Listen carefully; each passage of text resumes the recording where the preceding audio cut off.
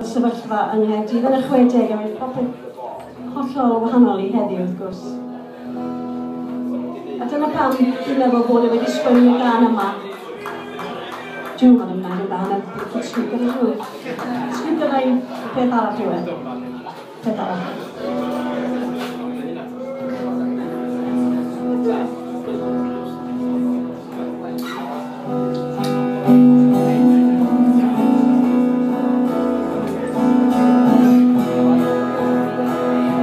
Dwi ddim yn gallu gweld, mae'r golau ddim yn llidda ar y ffrwyth.